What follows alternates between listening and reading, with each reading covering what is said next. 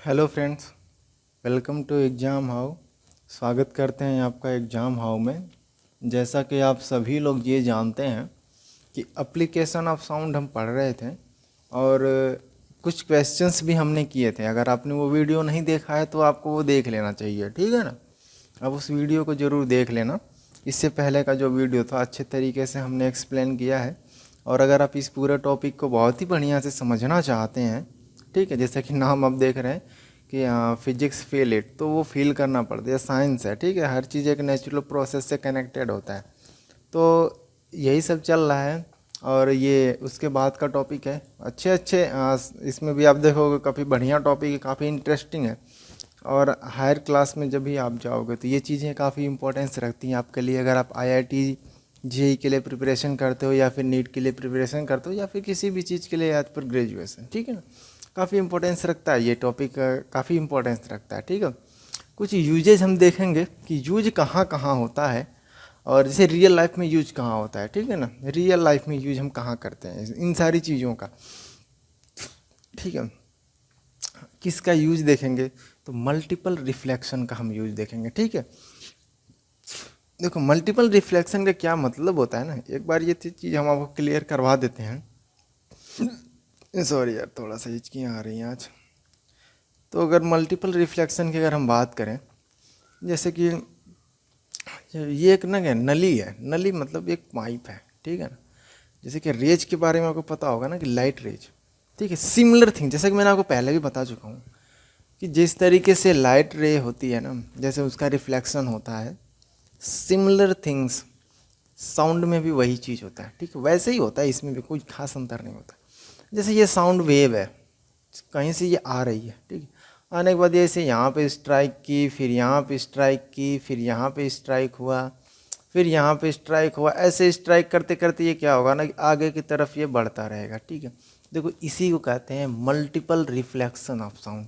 तो ये क्या है, ये साउंड वेव है, ठीक है ना। इसको कुछ और मत समझ लेना, ये रेज नहीं है।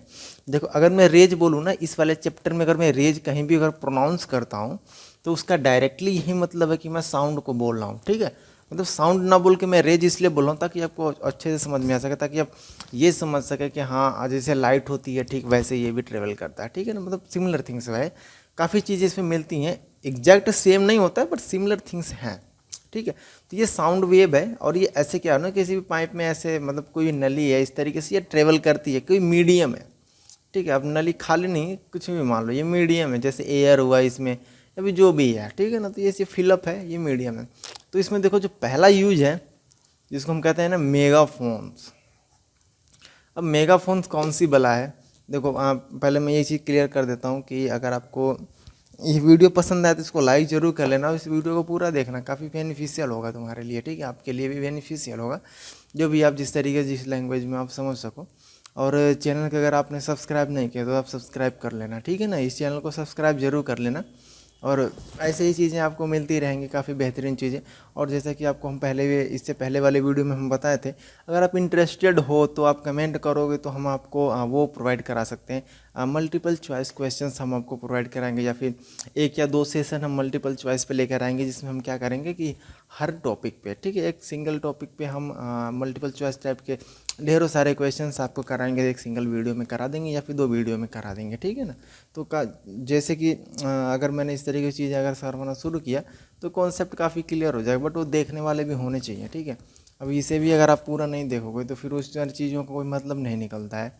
तो अगर आप इंटरेस्टेड हो तो आप एक कमेंट कर दो और ज़्यादा से ज़्यादा लोगों को ये शेयर करो, लोगों को ये पता चले कि इस तरह की चीज़ें चल रही हैं और पढ़ाया जाता है, ठीक है। तो आप थोड़ा सा इसे शेयर करो, ठीक है। आप इस फ्री एजुकेशन को थोड़ा सपोर्ट करो ताकि हमारे लिए भी बेनिफिशियल हो, आपके लिए भी बेनिफिशियल हो, ठीक है ना। तो चलो टॉपिक पे आते हैं और अब बात करते हैं कि हम एक मेगाफोन्स के बारे में बात कर रहे थे, ठीक है ना। मेगाफोन्स के बारे में क्या बात कर रहे थे कि देखो जो मेगाफोन्स होते हैं, ठीक है, जैसे कि साउंड है, इस तरीके से जो होता है ना, भोंपू आपने देखा होगा, लाउड स्पीकर वगैरह जो होते हैं वो क्या होते हैं, यहाँ से साउंड निकलता है, ठीक है। यहाँ से साउंड निकला, निकलने के बाद क्या होना, ये यहाँ पे स्ट्राइक हुआ, फिर यहाँ पे स्ट्राइक हुआ, और इस तरीके से क्या है ना कि इसका लाउडनेस बढ़ जाती है, ठीक है। इस तरीके से स्ट्राइक हो रही है, ये देखो लाउडनेस, इसके बारे में हमने पहले भी हम बहुत कई बार डिस्कस कर चुके हैं इसके बारे में। अगर आप लाउडनेस के बारे में जानना चाहते हो, पिच के बारे में जानना चाहते हो, इंटेंसिटी के बारे में जानना चाहते हैं, तो आप इससे पहले वाले वीडियो को ज़रूर देख लें, तो वो चीज़ें क्लियर हो जाएंगी, ठीक है ना। तो अभी हम बात करते हैं ना मेगाफोन के बारे में, ठीक है ना। तो देखो मेगाफोन में क्या होता है, मल्टीपल रिफ्लेक्शन होते हैं इस तरीके से। अब ऐसे इसका रिफ्लेक्शन यहाँ पे ऐसे स्ट्राइक होने के बाद ऐसे ही आके बढ़ते रहते हैं। तो ये क्या होता है ना कि मल्टीपल रिफ्लेक्शन का इस्तेमाल करके हम इसके लाउडनेस को बढ़ाते हैं, ठीक है ना। क्या करते हैं, लाउडनेस को बढ़ाते हैं। और आपने इसका कई एग्जांपल देखा होगा, जैसे कि लाउड स्पीकर लगे होते हैं, या फिर आप कोई भी भोंपू देखा होगा आपने, ठीक है। इस तरह की चीज़ें आपने बहुत देखा होगा। तो कुछ सेकेंड वाला जो ऑप्शन दे रखा है ना, यहाँ पे सेकेंड वाला जो पॉइंट दे रखा है, स्टेथोस्कोप, ठीक है, ये बहुत ही ज़्यादा इम्पोर्टेंट है। इसको आप थोड़ा सा अच्छे से समझ लेना। रीज़न ये है कि ये मेडिकल में यूज होता है, ठीक है। मतलब अगर आप कहीं भी अगर किसी हॉस्पिटल में अगर आप गए होगे, इसको शायद हिंदी में आला वगैरह या फिर क्या कहते हैं इसे, कुछ आई एम नॉट श्योर, कि ऐसे कुछ बोलते हैं इसको। वो जो कान में डॉक्टर ऐसे लगाता है ना कि आपके जैसे कि दिल के पास वो इतना बड़ा सही लगा देता है, और ऐसे कुछ वायर निकले होते हैं ऐसे, और फिर इस तरीके से दो तरीके से ऐसे डिवाइड हो जाते हैं, ठीक है। तो ये जो प्रोसेस होता है, जैसे कि आपकी धड़कनों को मेजर करने का ये जो प्रोसेस होता है, उसमें क्या होता है, मल्टीपल रिफ्लेक्शन ऑफ साउंड का इस्तेमाल करता है। कैसे, जैसे ये चीज़ जो है ना, अगर आपके दिल के पास रखी गई है, तो वो धड़कन को जो होता है ना, ये क्या करता है कि ट्रांसमिट करता है। तो ये ट्रांसमिशन जो यहाँ से जाता है ना इसके कान तक, वो मल्टीपल रिफ्लेक्शन के थ्रू ही होकर के जाता है। इसीलिए मैंने ये एग्जांपल ले रखा है। और आप अपने बुक में देखना, ये देखो ये जो कंटेंट है ना, वो एनसीईआरटी पे ही है, ठीक है, मतलब कि एनसीईआरटी से ही लिया हुआ है। तो काफ़ी इम्पोर्टेंट है, ये काफ़ी बेनिफिशियल है, और आज के लिए भी, कल के लिए भी, और इससे आने वाले कल के लिए भी, जो भी आप समझ सकते हो, ठीक है। मतलब कि आप 12th में जाओगे, 10th में जाओगे, तो ये सारी चीज़ें क्या होगी, आपको रिपीट करके यही पढ़ना पड़ेगा। बट बेसिक आपका यही है। अगर आपने ये नहीं क्लियर किया, तो आप सोचो कि अगर आपको यही नहीं पता हो कि मल्टीपल रिफ्लेक्शन क्या होता है, तो फिर आप हायर क्लासेस में कैसे पढ़ोगे, दिक्कत वाली बात है। तो आप इस चीज़ को थोड़ा सीरियसली समझो, ठीक है, थोड़ा सा आपको सीरियसली थिंक आउट करने की ज़रूरत है, ठीक है ना।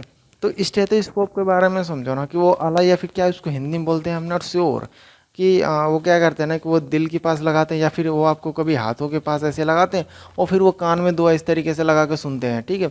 जो डॉक्टर लगाए रहते हैं वो धड़कनें सुनते हैं। तो ये जो पाइप आप देख रहे हो ना, इस तरह की जो जब चीज़ देख रहे हो ना, ये इसमें इसी में मल्टीपल रिफ्लेक्शन होता है साउंड का, ठीक है। जैसे कि ये इस तरीके से अगर ये पाइप है, मान लेते हैं कोई पाइप है, ठीक है, आपकी धड़कनें इस तरीके से गई, फिर ऐसे ऐसे ऐसे करके ढेरों सारी ऐसे ऐसे यहाँ तक करके ऐसे कानों तक पहुँच जाती है। तो वो क्या करते हैं, उसको सुनते हैं, सुनने के बाद वो डिसाइड करते हैं कि आपको कोई दिक्कत है नहीं है, या फिर जो भी है, वो उनका मतलब वो उनका फैसला होता है, उनका डिसीजन होता है, ठीक है।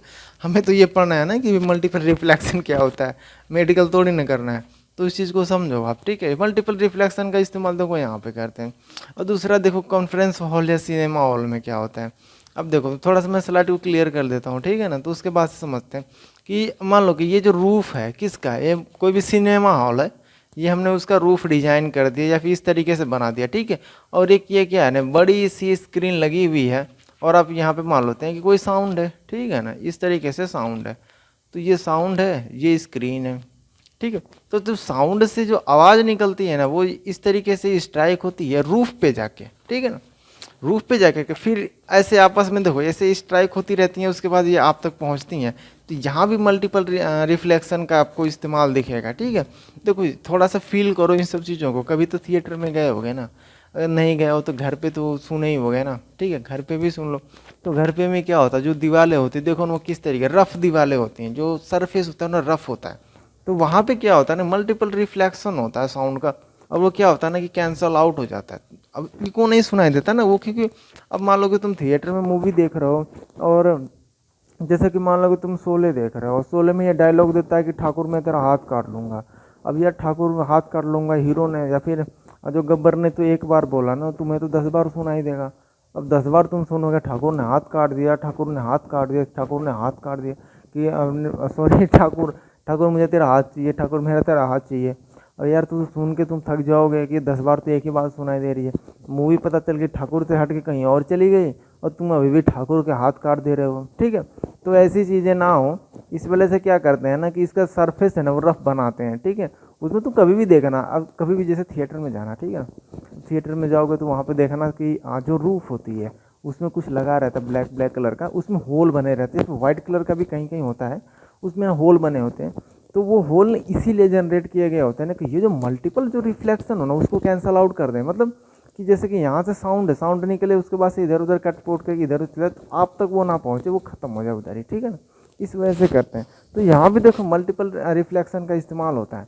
अब इस्तेमाल कहाँ से, अभी मैंने क्या बताया, देखो चीज़ें मैंने पहले समझो मैं क्या बता रहा हूँ, कैसे कैसे बता रहा हूँ ना, इसमें बहुत ही डिफरेंस है, ठीक है। मल्टीपल रिफ्लेक्शन कैंसिल भी करना होता है और उसके बाद हमें चाहिए भी होता है, और चाहिए कैसे होता है, जैसे बढ़िया साउंड चाहिए होता है, ठीक है, गुड क्वालिटी का साउंड चाहिए होता है।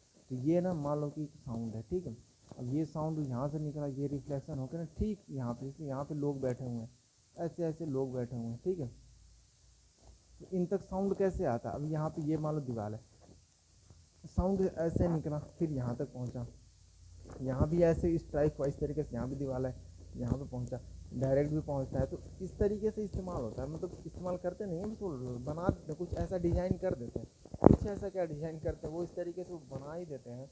अब हम मल्टीपल होल्स बना देते हैं ताकि ये चीज़ें आप तक पहुँच भी सकें, ठीक है। अब ऐसा ना हो कि सारा का सारा साउंड कहीं और ही सोख ले और अब तक आवाज़ ही ना पहुँचे, तो इस चीज़ को थोड़ा सा ध्यान रखा है, ठीक है। कॉन्फ्रेंस हॉल में भी देखो और सिनेमा हॉल, दोनों चीज़ें को देखो मतलब कि थिंग्स है ना वो सेम ही होती है। अब यहाँ पे ऐसे स्लैश लगा लो, जैसे कि कॉन्फ्रेंस हॉल या फिर सिनेमा हॉल, ठीक है, दोनों में से कोई भी होगा, तो ये चीज़ें वैलिड है। तो यहाँ पे ये चीज़ तो आपको तो क्लियर होनी चाहिए, समझ में आना चाहिए, ठीक है। हमारा क्या मोटिव, आपको समझाना, आपको समझ में आना चाहिए। अगर नहीं समझ में आ रही है तो ये मतलब कि फोड़ दो मेरे सर पे, जो भी आपके पास है लैपटॉप है या फिर फ़ोन है ना, मेरे सर पे तोड़ दो अगर समझ में नहीं आ रहा तो, या फिर कमेंट कर दो कि हमें कुछ नहीं समझ में आया, तो ऐसा भी कर सकते हो, कोई दिक्कत नहीं है, आपकी जैसी मर्जी, आप तो जनता जनार्दन, ठीक है। नेक्स्ट बात करते हैं तो रेंज ऑफ हियरिंग। अब देखो रेंज ऑफ हियरिंग का क्या मतलब होता है, सिंपल सा थिंग है, फिजिक्स, यू फील इट, तो फील करो इसको। हम देखो सुनते हैं, ठीक है, सुनते क्या तुम्हें कभी ऐसा लगा है कि जो तुम हल्का सा भी, जैसे कि कभी की जो पटाखे तुम फोड़ते हो वो तुम्हारे कानों में चुभते नहीं है, लेकिन अब वही बात करेगा हम कुत्तों की, तो ठीक है, किसी भी कुत्ते के सामने तुम थोड़ा पटाखे फोड़, वो 2 दिन तुम्हारा घर छोड़ देगा, क्योंकि उसके कान में पेन होने लगता है। क्यों होता है, क्योंकि उसकी जो हियरिंग रेंज है ना वो है ही, वो बहुत ही कम से कम साउंड को भी सुन सकता है, ठीक है। या फिर कभी कभी ऐसी तो मूवी देखे होगे, कोई हॉलीवुड की मूवी देखे होगे जिसमें क्या होता है कि अर्थक्वेक आता है, ठीक है, और अर्थक्वेक आने से ठीक पहले पहले क्या होता है कि जितने भी चिड़िया होती हैं, जानवर होते हैं ना, वो क्या करते हैं, वो जगह को छोड़ देते हैं। वो तो यही रीज़न होता है, क्योंकि वो सुन लेते हैं, क्या सुन लेते हैं कि जो हलचल होती है ना, जो पृथ्वी के अंदर हलचल होती है, जो मेन जो शॉक जनरेट होता है उससे ठीक पहले पहले बहुत लो फ्रीक्वेंसी की शॉक जनरेट होती है, वो उसको सुन लेते हैं। अब वो तो सुन लिया तो वो वहाँ से निकल लेते हैं, हम नहीं सुन पाते हैं, हमें पता ही नहीं चलता है। अब फिर जब जो मेन शॉक वेव होती है वो आती है तो पता चला कि कई लोगों ने, तो कई हज़ारों लोग उसमें दब गए, तो ये रीज़न होता है, ठीक है। अब बात कर लेते हैं रेंज ऑफ हियरिंग ह्यूमन के लिए क्या होती है। अब बात करें ना, ये देखो एक मैं सबसे सिंपलेस्ट वे तुम्हें समझाता हूँ कि इसमें क्या है कि मैं एक तुम्हें रे डायग्राम बताऊंगा ना, जिसमें तुम्हें हर चीज़ क्लियर हो जाएगा, ठीक है, एवरीथिंग क्लियर हो जाएगा कि क्या क्या होता है। तुम्हें कहीं रटने की ज़रूरत नहीं है, किसी और वीडियो को देखने की ज़रूरत नहीं है, बट यहाँ पे सिर्फ एक लाइन खींचूंगा मैं और तुम्हें यूँ सब कुछ क्लियर हो जाएगा, ठीक है। तो इस तरीके से एक लाइन खींचना और यहाँ पर लिख लेना 20 हर्ट्ज, ठीक है, ऐसे लिखना 20 हर्ट्ज। सिर्फ देखो 2 ही चीज़ है इसमें, एक 20 हर्ट्ज लिखना, अब यहाँ पे 20 किलो हर्ट्ज, बस, ठीक है, हो गया, ठीक है। अब ये चीज़ तो याद रखना, ठीक है।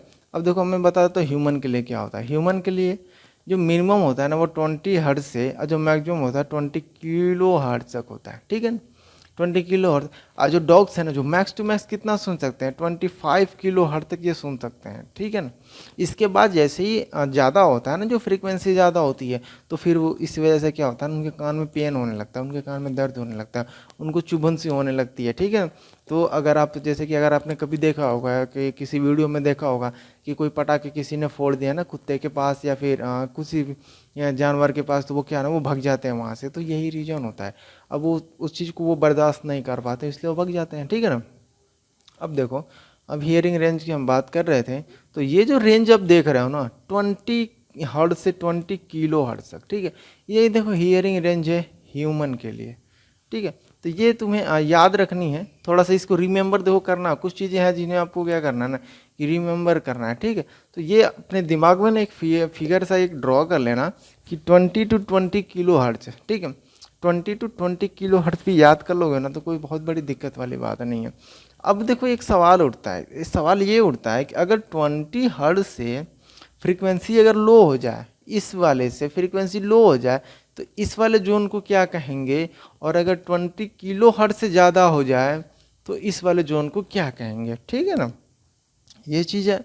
अब इसको अलग अलग नाम दिया गया है, देखो सिर्फ नाम ही है यार, कुछ डिफरेंस नहीं है।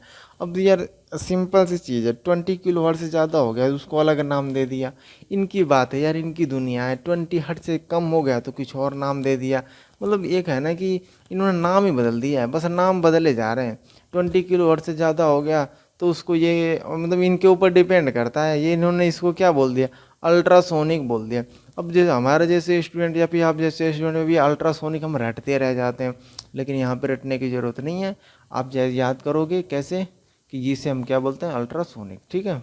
इस चीज़ को याद रखना, अल्ट्रासोनिक 20 किलो हर्ट्ज से जैसे ज़्यादा होगा उसको हम बोलेंगे अल्ट्रासोनिक, ठीक है ना। क्या बोलेंगे हम उसको, अल्ट्रासोनिक। और 20 हर्ट्ज से अगर कम होगा ना, कम कम की बात कर रहा हूँ मैं, 20 हर्ट्ज से कम की बात कर रहा हूँ, इसको हम बोलेंगे ना इंफ्रासोनिक। क्या बोलेंगे, इसको हम बोलेंगे इंफ्रासोनिक। तो ये आप इसको याद रखना। अब ये देखो किसी किताब में तुम्हें मिलेगा ना, ये तुम्हें कोई ये सब नहीं बताने वाला, मतलब कि ये तुम्हें तो पक्का कोई नहीं बताएगा कि ये अल्ट्रासोनिक हो, इस तरीके से तो कोई नहीं बताएगा, ठीक है ना। तो ये चीज़ याद रखना। तुम्हें रेंज ऑफ हियरिंग बता दे। अब देखो आगे क्या दे रखा है ना, तो बिलो 20 हर्ट्ज, यार तो सिंपल सी बात है, बिलो 20 हर्ट्ज को क्या बोलते हैं, इंफ्रासोनिक बोलते हैं, ठीक है। क्या बोलते हैं, इंफ्रासोनिक, इंफ्रासोनिक, ठीक है। और एबव द 20 किलो हर्ट्ज, ठीक है, यहाँ पे देखो एबव द 20 किलो हर्ट्ज को क्या बोलते हैं, अल्ट्रासोनिक, अल्ट्रासोनिक, ठीक है। इसको हम क्या बोलते हैं, अल्ट्रासोनिक बोलते हैं। अगर कोई भी पूछे, कोई भी अगर तुमसे सवाल पूछते हैं इंफ्रासोनिक किसे कहते हैं, तो बोल देना अगर फ्रीक्वेंसी किसी भी साउंड की, अगर साउंड की फ्रीक्वेंसी 20 हर्ट्ज से कम है उसको हम इंफ्रासोनिक बोलेंगे, और अगर 20 किलो हर्ट्ज से ज़्यादा है तो उसको अल्ट्रासोनिक बोलेंगे। अब इसको देखो क्या है ना कि जो अल्ट्रासोनिक होता है उसके एप्लीकेशन होते हैं, और ये जो आप देख रहे हो ना अभी स्क्रीन पे, तो ये तो एक छोटा सा एक एप्लीकेशन आपके सामने में आपको समझाने के लिए मैं रखा हूँ। इसके बहुत ज़्यादा एप्लीकेशन होते हैं, मतलब अल्ट्रासोनिक के तो बहुत एप्लीकेशन होते हैं। इवन कि ये समझो कि वेल्डिंग वगैरह भी अल्ट्रासोनिक से कर लेते हैं, इतनी हाई फ्रीक्वेंसी होती है, ठीक है। 20 किलो हर्ट्ज या फिर उससे एबव की जब फ्रीक्वेंसी का इस्तेमाल करते हो ना तो वेल्डिंग भी कर सकते हैं इससे, अब वेल्डिंग किया जाता है इससे, ठीक है। तो इस चीज़ को आप थोड़ा समझना, ठीक है। अब याद रखना, ये आपके लिए जनरल नॉलेज की चीज़ मैं बता रहा हूँ कि अल्ट्रासोनिक का इस्तेमाल वेल्डिंग करने के लिए भी किया जाता है, ठीक है ना। तो ये आपकी बुक में नहीं था, बट ये एक एडिशनल इन्फॉर्मेशन मैं आपको बता दे रहा हूँ। अब यहाँ पे ना कुछ एप्लीकेशन है अल्ट्रासोनिक के, ठीक है। एक तो मैंने आपको वेल्डिंग का बता दिया, वो अल्ट्रासोनिक वेल्डिंग होती है, वो अलग नाम ही चीज़ होती है, बस याद रखना कि अल्ट्रासोनिक यार वेल्डिंग भी होती है, ठीक है। अब ये देखो क्या है, यहाँ पे है ना कि जैसे कोई मेटल है, यहाँ पे देखो अब ये मेटल में क्या हो रखा है कि मेटल में थोड़ी सी दिक्कत ये है कि यहाँ पे आप देखो एक ना डिफेक्ट है, ठीक है। इसमें क्या है कि डिफेक्ट क्या है कि इसमें ना क्रैक है। अब कोई भी मेटल है अगर उसमें कोई क्रैक जनरेट हुआ है तो आपको क्या करना है ना कि अगर आप उसे अल्ट्रासोनिक साउंड के या फिर अल्ट्रासोनिक रेंज में आप उसको रखते हो तो वो पता चल जाता है नहीं कि वो डिफेक्ट कहाँ है। अब जैसे मान लो कि तुम्हारे पास कोई भी आयरन का ब्लॉक है, ब्लॉक का मतलब एक मतलब एक वो है ब्लॉक है, ब्लॉक जैसा कुछ है आपके पास स्क्वायर शेप में या फिर रेक्टेंगुलर शेप में, ठीक है ना। तो अब उसमें बीच में अगर क्रैक है जो ना तो ऊपर से कहीं आप मतलब उसे डिटेक्ट नहीं कर सकते हो, ठीक है ना।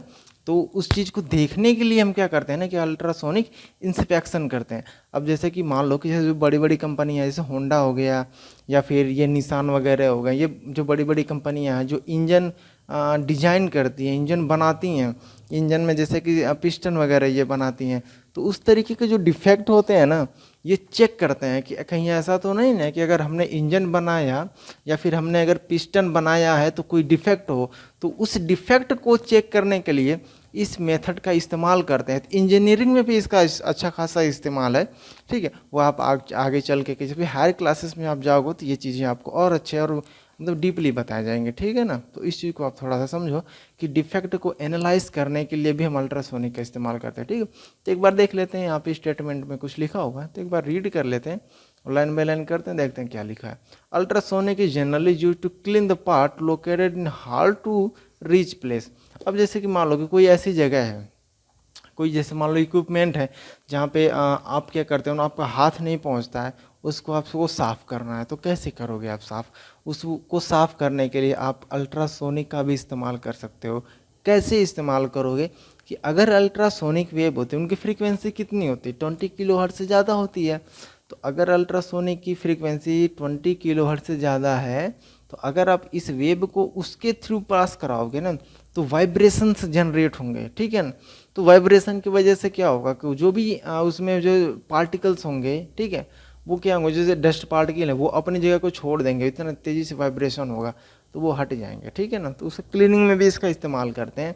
इंजीनियरिंग का भी मैंने आपको बता ही दिया। दूसरा क्या लिखा है, ultrasounds can be use to detect the crack of flaw material, ठीक है ना, ब्लॉक, सॉरी, हाँ। तो अल्ट्रासोनिक साउंड, मैंने देखो अल्ट्रासोनिक या फिर अल्ट्रासाउंड, देखो मतलब अल्ट्रासोनिक नहीं, अल्ट्रासाउंड ही समझो। अल्ट्रासाउंड क्या होता है, ठीक है। अल्ट्रासोनिक भी ज़्यादा कुछ डिफरेंस नहीं होता, वो भी हम आपको आज ही बताने वाले हैं, ठीक है। तो डोंट बी कन्फ्यूज, अल्ट्रासाउंड ही समझो। अभी तक अगर मैंने अल्ट्रासोनिक बता रखा तो वो चीज़ अल्ट्रासाउंड ही समझ लो, ठीक है। तो अल्ट्रासाउंड क्या कह रहा है कि can be use to detect the crack and flaw in metal. अब मेटल की इस बेज, अगर इसमें मान लो कि ऊपर से तुम्हें डिफेक्ट दिखाई नहीं दे रहा है, तो क्या करना क्या है, इसका देखो प्रोसेस है। प्रोसेस को थोड़ा सा मैं बता देता हूँ किस तरीके से ये प्रोसेस करते हैं, ठीक है, ताकि क्लियर हो जाए।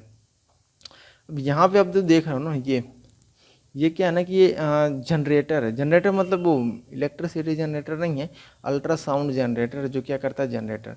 और यहाँ पे आप देख रहे हो ये डिटेक्टर है, ठीक है। यहाँ पे देखो लिखा हुआ है ना डिटेक्टर, तो ये डिटेक्टर है, मतलब कि ये रिसीव करता है और ये डिटेक्ट करता है कि अल्ट्रासोनिक साउंड आ रही है, ठीक है। अब इसको ना, ये जो पूरा ब्लॉक है ना, आप इसी को थोड़ा ध्यान से देखो, ध्यान से देखो, तो ये वाली जो साउंड है ना, ये सीधा का सीधा डिटेक्टर के पास पहुँच गई, मतलब यहाँ पे कोई डिफेक्ट नहीं है। दूसरी वाली साउंड भी पूरी पूरी पहुँच गई, यहाँ पे कोई डिफेक्ट नहीं है। बट यहाँ पे तीसरे वाले की अगर हम बात करें ना, तो तीसरा वाला जा तो रहा है, फिर वापस भी आ जा रहा है।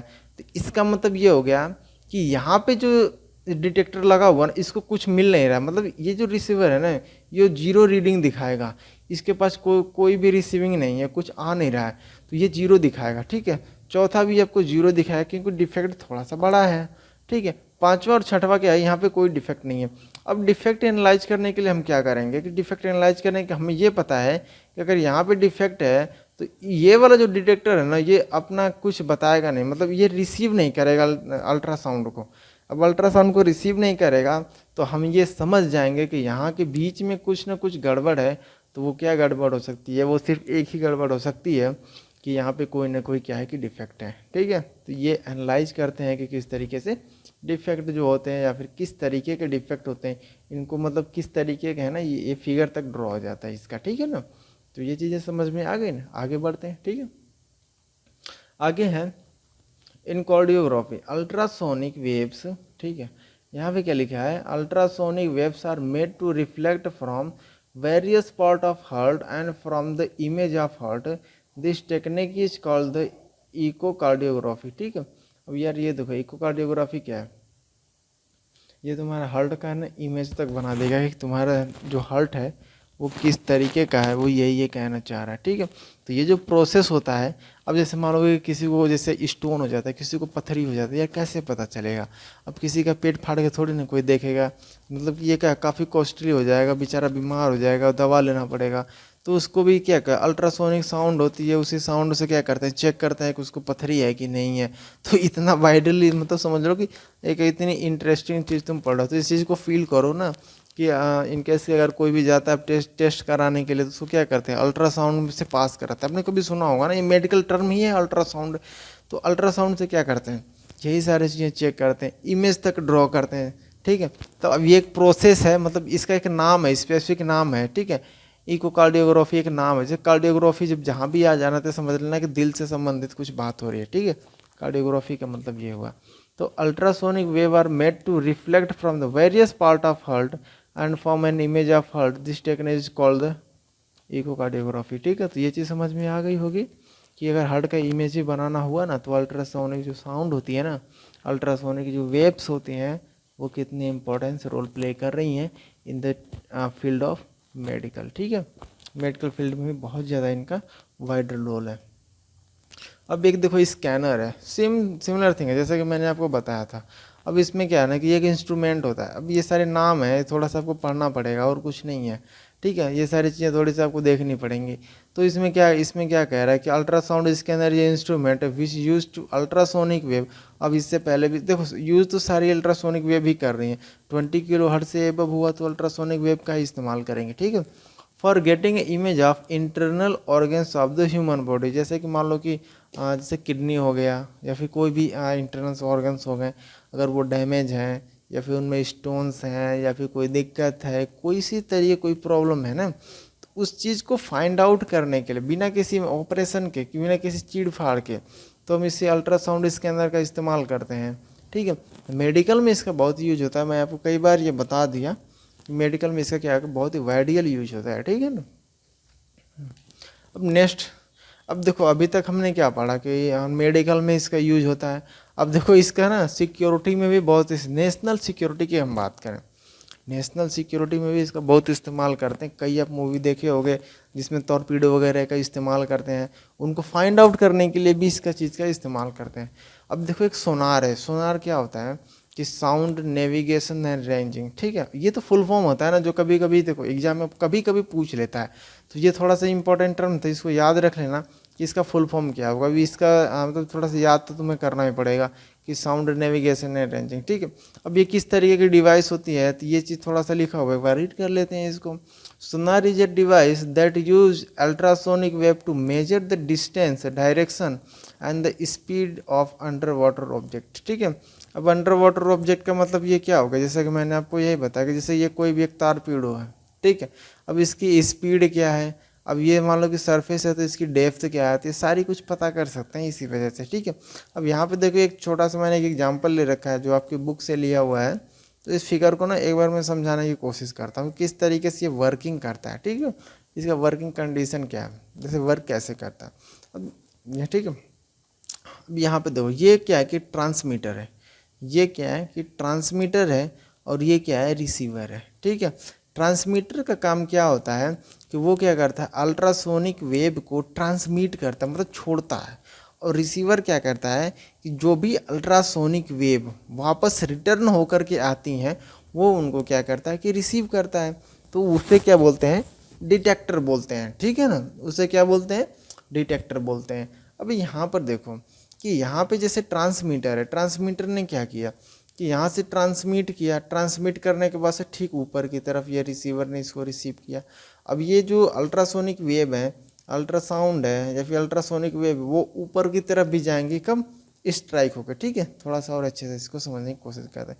जैसे कि ये है ना, ये सी बेड है। सी बेड किसे कहते हैं, अब कभी समुद्र में जाओ या फिर नदी में जाओ, तालाब में जाओ, उसका जो सबसे निचला वाला भाग होता है जहाँ पे थोड़ा सा सॉलिड होता है, मिट्टी होती है ना, उसी को बोलते हैं सी बेड। ठीक है, और ये इसको लेते हैं, ये सरफेस है। ठीक है, ये सरफेस हो गया। अब ये क्या है ना, एक यहाँ पे बनाते हैं और एक यहाँ पे, इसको हम बोल देते हैं क्या, ट्रांसमीटर टी से दिखा रहे हैं और इसको रिसीवर है आर से। ठीक है, डिटेक्टर और रिसीवर में कोई खास डिफरेंस नहीं है, चीज़ें मतलब सेम थिंग है। ठीक है, बस इनका क्या है कि नाम अलग अलग कर दिया है। रिसीवर का मतलब भी वही समझो। ठीक है, ट्रांसमीटर क्या करता है ना, ये ढेर सारी क्या अल्ट्रासोनिक वेव को छोड़ेगा, ऐसे छोड़ा, छोड़ने के बाद से क्या हुआ ना, यहाँ पे जो सॉलिड सरफेस आ गया, मिट्टी ढेर सारी आ गई, तो ये क्या कर वापस रिटर्न हो, क्योंकि रिफ्लेक्शन का लॉ ये फॉलो करता है, तो रिफ्लेक्ट होके जाएंगी ये रिसीवर के पास। जैसे रिसीवर के पास गई तो इसको पता चल जाएगा अच्छा, तो नीचे से कुछ रिसीवर मतलब अल्ट्रासोनिक वेव आ गई, तो ये क्या करते हैं ना, मेजर कर लेता है कि ये जो डेप्थ है, जैसे मैं डी से डिनोट करता हूँ कि ये डेप्थ कितनी है। ठीक है, अगर मैं आपसे ये पूछूं कि अल्ट्रासोनिक ये जो वेव है ट्रांसमीटर वाली यहाँ से निकली तो ये कितना दूरी चला, यहाँ तक डी, और फिर वापस जब रिसीवर के पास गई तो कितना दूरी चला, डी।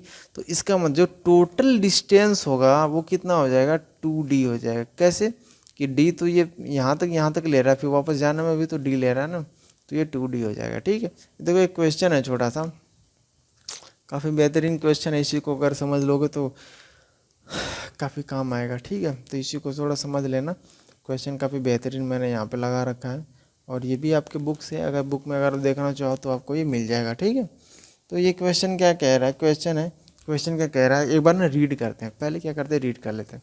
ये क्या कह रहा है, a ship send out ultrasound that return from sea bed, मतलब कि एक क्या कह रहा है कि अल्ट्रासाउंड है, ठीक है, अल्ट्रासाउंड के शिप है, शिप या अल्ट्रासाउंड क्या कर रहा है कि छोड़ रहा है, ट्रांसमिट कर रहा है, ठीक है, जैसा कि फिगर में दिया हुआ, जैसा कि फिगर में दिया, सॉरी यार थोड़ा सी जमाई आ रही है, ठीक है, तो डोंट बी माइंड, इसको थोड़ा दिल पे मत लेना। ट्रांसमीटर क्या कर रहा है कि ये ट्रांसमिट कर रहा है, ठीक है। ये क्या कह रहा है, return from the sea bed ये डिटेक्टेड आफ्टर 3.42। देखो पहले तो मैं लिख देता हूँ टी इक्वल टू दे रखा ना 3.42। अब ये जो 3.42 लिखा है ना डिटेक्टर के पास आ रहा है, तो इसका मतलब ये हुआ ना कि यहाँ से लेकर के सी बेड तक चला और सी बेड से वापस रिसीवर के पास या डिटेक्टर के पास आया, ये डबल मतलब दूरी तय कर रहा है, ठीक है, उतना ये टाइम दिया हुआ है। If the speed of ultrasound throughout the sea water is 1531 metre पर second, what is the distance of the seabed from the ship? अब देखो जो डिस्टेंस हुए ना वो मान लेते हैं कितना है 2d है। 2d कैसे होगा कि अगर ये d है यहाँ से, ठीक है, तो अल्ट्रासाउंड जो है या फिर अल्ट्रासोनिक वेव है वो कितना ट्रेवल करेगी, पहला तो यहाँ से लेकर के सी बेड तक जाएगी या सी बेड से लेकर के फिर रिसीवर तक जाएगी या फिर डिटेक्टर तक, तो कितना डिस्टेंस ट्रेवल किया 2d किया, ठीक है 2d किया। और हमें स्पीड पता है, स्पीड कितना दिया है 1531 दे रखा है, ठीक है। अब ये डिस्टेंस पूछ रहा है तो स्पीड इक्वल टू कितना हो जाएगा। अब देखो थोड़ा सा अच्छे से इसको देखना यार, नहीं समझ में आया तो पूछ जरूर लेना, ठीक है। स्पीड इक्वल टू हो जाएगा डिस्टेंस डिवाइडेड बाय टाइम, और स्पीड दे रखा है कितना 1531, और डिस्टेंस ये वाला डिस्टेंस कितना है 2d, ठीक है। अब ये देखो मैंने स्मॉल डी लिखा है तो कंफ्यूज मत हो जाना, इसको कैपिटल डी कर लेना, ठीक है। ये कितना हुआ 2d, और टाइम कितना लग रहा है जी, ये 3.42 है। 3.42 कौन सा टाइम है, ये टोटल टाइम है, कितना डिस्टेंस ट्रेवल करके, जो 2d डिस्टेंस ट्रेवल कर रहा है ना वो टोटल टाइम है, तो उसको लिख लो यहाँ पे 3.42। याद रखना ये 2d मतलब कि आने और जाने दोनों का समय है ये, ठीक है, तभी मैंने लिखा है। और जब यहाँ से तुम कैलकुलेट करोगे ना तो जो d की वैल्यू आएगी वो अप्रोक्स आ जाएगी 2.618 किलोमीटर। देखो मीटर में आएगा तो उसको 1000 से डिवाइड कर देना, वो किलोमीटर में हो जाएगा। अब यार इतने 9th क्लास में पहुँच गए, इतना चीज़ तो पता ही होगा, ठीक है। तो ये चीज़ें तो कंप्लीट हो गई यहाँ तक। अब ये देखो फाइनल है, ठीक है, लास्ट है, और इसके बाद से अगर कोई भी चीज़ होगी तो देखा जाएगा यार, उसमें क्या दिक्कत है, मैं हूँ ना, ठीक है। अब ये देखो स्ट्रक्चर ऑफ ह्यूमन है यार, जैसा कि मैंने आपको पहले वाले वीडियो में ही बताया था कि हमें इसका क्या क्या बायोलॉजी तो पढ़ना नहीं है, इसमें हमें क्या पढ़ना है ना कि इसका फंक्शनिंग पढ़ना है, ठीक है। तो फंक्शनिंग पढ़ने के लिए क्या करेंगे, सबसे पहले मैं इसको ना 1 बाय 1 लाइन में रीड करूँगा, ठीक है, और उसके बाद से मैं समझाता चलूँगा, आप इसको ध्यान से सुनते रहना। ये कह रहा है the outer ear is called पियाना, ठीक है, पिन्ना, ठीक। आउटर ईयर मतलब ये जो कान जो बाहर की तरफ निकला हुआ है ना उसी को क्या बोलते हैं, आउटर ईयर बोलते हैं, इसी को क्या बोलते हैं, पिन्ना। तो ये जो दे रखा है ये क्या है, पिन्ना, ठीक है ना, यहाँ पे देखो ये स्पष्ट रूप से लिखा रखा है, ठीक है। Is collect the sound from the surrounding. अब इसका काम क्या है, जैसे ये कान जो निकले हुए हैं ना बाहर, उसका यही काम होता है ना कि वो बाहर से साउंड को क्या करे, कलेक्ट करे, ठीक है। अब मान लो वो नहीं रहे तो तुम्हें क्या आवाज़ें, किसी की भी आवाज़ है ना वो कम सुनाई देगा, क्यों, क्योंकि तुम साउंड को ज़्यादा कलेक्ट नहीं कर पाओगे। तो वो साउंड का जो कलेक्शन है वो ना वो यही करता है। अब ये साउंड का कलेक्शन देखो यहाँ पे तो कर लिया, करने के बाद से क्या करेगा ना कि एक ये जो टर्म्स आपको दिख रहा है इसको बोलते हैं क्या, ऑडिटरी कैनाल बोलते हैं, ठीक है। अब ये क्या करेगा ना यहाँ से लेकर के फिर इसको यहाँ भेजेगा, ठीक है। यहाँ भेजने के बाद क्या करेगा, अब आगे देखते हैं, यहाँ पे देखो क्या लिखा हुआ है, the collected sound passes through the auditory canal. At the end of auditory canal there is a thin membrane called the eardrum or the टाइम्फेनिक मेम्ब्रेस। जैसे कि अगर आप सुने होंगे ना कि कान की पर्दा या फिर कान का पर्दा, जैसे सुना होगा ना किसी का कान का पर्दा फट जाता है, ऐसा कुछ सुने होंगे, वो जो कान का पर्दा कहते हैं ना उसी को बोलते हैं ईयर ड्रम बोलते हैं, ठीक है। अब ईयर ड्रम का कैसे काम करता है, अब जैसे साउंड वेव है, साउंड वेव जो ईयर ड्रम से टकराएगी तो क्या होगा, ईयर ड्रम में कोई वाइब्रेशन होगा, ठीक है। जब ईयर ड्रम में वाइब्रेशन होगा ना तो वो जो वाइब्रेशन होता है वही क्या करते हैं, मस्तिष्क को भेजते हैं in the forms of electromagnetic rays, ठीक है। अब आगे पढ़ेंगे ना वो और चीज़ें क्लियर कर देगा। तो अब देखो दूसरा पॉइंट क्या लिखा है, when compression of a medium reaches the ear drum the pressure on the outside of the membranes increase and the force of the ear drum invert. अब इससे क्या मतलब है, जैसे कि ये मान लो कि ईयर ड्रम इस तरीके से, ठीक है। अब जैसे ही यहाँ पे रेज स्ट्राइक करेगी ना तो वो इस तरीके से हो जाएगा। और अब जैसे रेज कैसे चलती है, रेज मतलब कि वो साउंड कैसे चलता है, इस तरीके से चलता है, ठीक है, इस तरीके से चलता है। अब जब यहाँ पे पहुँचा ना यहाँ पे, तो इस तरीके से अगर कंप्रेशन होगा और उसके बाद से फिर क्या करेगा, रिडक्शन इस तरीके से होगा, ठीक है, इस तरीके से होगा। ये तो कंप्रेस हो गया, कंप्रेस होने के बाद देखो इस तरीके से तो जब ऐसे ऐसे स्ट्रक्चर्स बार बार बनेंगे तो क्या होगा, इसमें वो वाइब्रेशन होगा, ठीक है। अब देखो नेक्स्ट वाला टर्म्स देखते हैं, उसमें यही लिखा हुआ है, the vibration are amplified several times by the 3 bones. देखो ये सबसे ज़्यादा इंपॉर्टेंट है, एक बार मैं फिर से इसे कोट कर देता हूँ कि ये सबसे ज़्यादा इंपॉर्टेंट है। अगर ये टर्म्स कहीं भी एग्जामिनेशन में बहुत पूछे जाते हैं, ये वाले टर्म्स याद रखना। 3 बोन्स का यहाँ पे जो यूज किया गया है ना कि सेवरल टाइम्स, मतलब कि उस जो वाइब्रेशन होता है ना उसको एम्पलीफाई करता है सेवरल टाइम्स, कई गुना ज़्यादा उसको एम्पलीफाई करता है। उसमें 3 हड्डियाँ शामिल होती हैं, कौन कौन, द हैमर, एनविल और स्ट्रप, ठीक है। ये 3 हड्डियाँ इस चीज़ों में शामिल होती हैं और ये कहाँ पे सिचुएटेड होती हैं, मिडिल ईयर में, ठीक है। ईयर मतलब ईयर, मिडिल ईयर में सिचुएटेड होती हैं। फिगर में देखो, फिगर में साफ आपको दिख रहा होगा कि आउटर, मिडिल और उसके बाद से इनर, ठीक है। तो इसमें कोई कन्फ्यूजन मत करना, ये आउटर जो दिख रहा है ना यहाँ पे, यहाँ तक ये आउटर, और ये जो ऑडिटरी कैनाल है ना यहाँ तक आउटर है। और उसके बाद से लेकर के आपका यहाँ पे जो कोचेला दे रखा है ना, कोयला, उसके बाद से यहाँ तक क्या मिडिल है, उसके बाद से इनर ईयर बोलते हैं, ठीक है ना।